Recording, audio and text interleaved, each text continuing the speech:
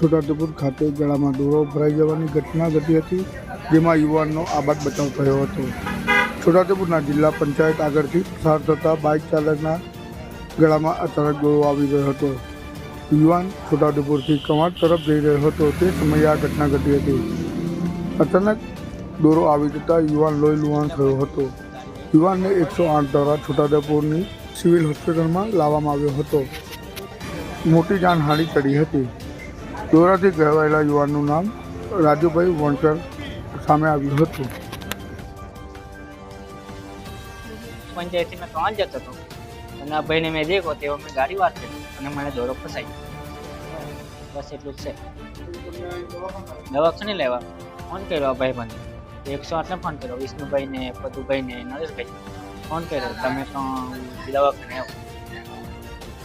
આ ભાઈને મેં ફોન કર્યો કે રાજુભાઈ રમણભાઈ વણકર